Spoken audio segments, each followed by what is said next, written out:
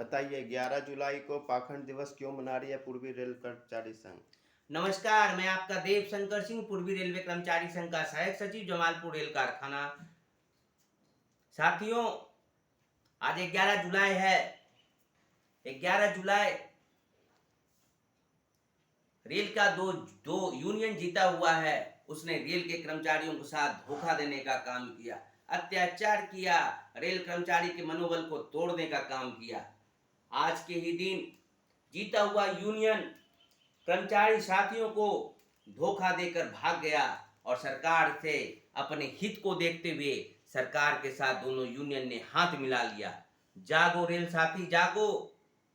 कांग्रेस की union NFIR ने, comrade की यूनियन एआईआरएफ ने सरकार के साथ मिलकर रेल कर्मचारी को धोखा दिया।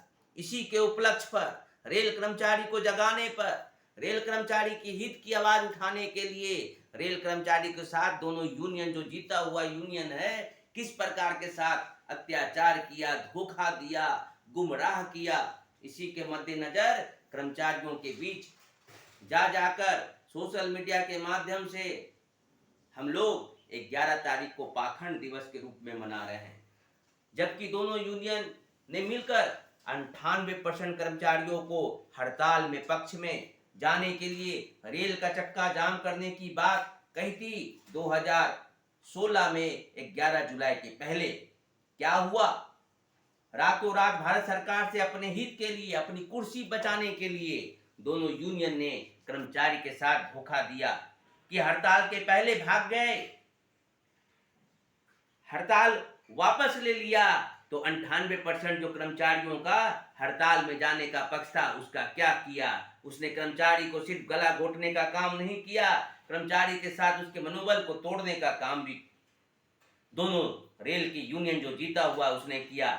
न्यूनतम वेतन जो 23,000 होना था, एनपीएस को खत्म करने की बात कही गई थी, अप्रेंटिस साथी को रेल में बहाल करने की बात कही गई थी, ठेकेदारी प्रथा बंद करने की बात की गई थी, निजीकरण को बंद करने की बात कही गई थी, रेल कर्मी के बच्चे को रेलवे में नौकरी देने की बात कही गई थी, सीएल को जो 12 करने की बात कही गई थी, साथ में वेतन को आयोग को 18,000 स्लिप पर देने की बात कही थी, ट्रैकमैन साथियों को 8 घंटा ड्यूटी करने के लिए बात की गई थी। इसी सब बातों को लेकर 98% रेल कर्मचारियों का इसने दोनों यूनियन एनएफआईआर और एआईआरएफ ने अपना हित साधने के लिए 98% लोगों से वोटिंग करवा लिया कि हम आपकी मुद्दे को लेकर जाएंगे और सरकार को उखाड़ फेंकेंगे और 23,000 पर न्यूनतम वेतन की बात करेंगे। पर क्या किया इस दोनों यूनियन ने? जो अभी वर्तमान में जीता हुआ यूनियन है एनएफआईआर और एआईआरएफ के लोगों ने, उसने सरकार के साथ समझौता कर लिया, न्यूनतम वेतन को 18,000 पर मान लिया, एनपीएस को उसने कुछ नहीं करने का बात किया गया, निजीकरण को उसने बढ़ावा भी दिया, ठेकेदारी प्रथा को बढ़ावा दिया। अप्रेंटिस साथी आज रोड पर धक्के खा रहे हैं, फल बेच रहे हैं, अप्रेंटिस साथी को धोखा देने का काम किया। जो सीएल 12 होना चाहिए था उसको 8 पर लाकर छोड़ दिया। साथ में वेतन आयोग के अनुसार बोनस की सीलिंग तक नहीं बढ़ाई गई। यही दोनों यूनियन, जो जीता हुआ यूनियन है एआईआरएफ और एनएफआईआर, जो रेल कर्मचारी के साथ धोखा देने का काम किया, अपनी कुर्सी बचाने के लिए 10 जुलाई को रातों रात समझौता एआईआरएफ और एनएफआईआर के लोगों ने किया। इसी के उपलक्ष्य में 11 जुलाई को हम लोग इसको कर्मचारी के बीच जाते हैं और बताते हैं कि इसने कैसे आपके साथ धोखा दिया। एआईआरएफ और एनएफआईआर ने 2004 में पुरानी पेंशन पर भी रेल कर्मचारी को धोखा दिया था। उस समय क्यों नहीं उसने चक्का जाम किया? क्यों नहीं भारत बंद किया?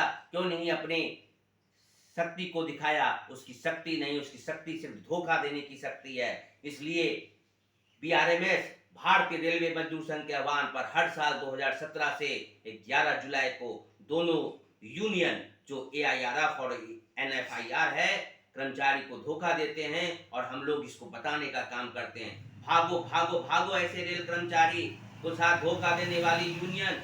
11 जुलाई को इसलिए हम लोग पाखंड दिवस मनाते हैं, ताकि रेल साथी ताकि रेल साथी को इसकी कथनी और करनी में अंतर समझ आए। 6 साल से रेल का चुनाव, 6 साल में रेल का चुनाव होता है, पर रेल का चुनाव 10 साल हो गया। वार्ड पार्षद से लेकर नगर परिषद से लेकर मुखिया से लेकर सांसद विधायक से लेकर राष्ट्रपति तक का चुनाव लोकतंत्र में होता है। बाबा साहब भीमराव रामजी अंबेडकर के संविधान में लोकतंत्र की बात है, पर रेल में 10 साल हो गया, इस दोनों यूनियन ने रेल में चुनाव नहीं करवाया, सरकार के साथ समझौता कर और जहां सरकार बोलती है मजदूर के विरोध में, वहां पर साइन करके ये लोग अपनी मंशा को जाहिर करते हैं। पूर्वी रेलवे कर्मचारी संघ कर्मचारियों के बीच जा रही है। आज पूरे देश में कार्यक्रम हो रहा है, कर्मचारियों के बीच जाती है और बताती है कि 11 जुलाई को हम लोग पाखंड दिवस इसलिए मनाते हैं कि कर्मचारी को धोखा और फितरत में जिसका धोखा नाम है उसका नाम AIRF है, उसका नाम NFIR है, जिसने कर्मचारी के लिए कोई काम नहीं किया, सिर्फ कर्मचारी को धोखा धोखा धोखा देने का काम किया। इसी के मद्देनजर हम लोग 11 जुलाई को पाखंड दिवस मनाते हैं। आपका मैं देव शंकर सिंह, रेल कर्मचारी, जमालपुर रेल कारखाना, पूर्वी रेलवे कर्मचारी संघ। जय हिंद, वंदे मातरम, जय रेल साथी, भारत माता की जय।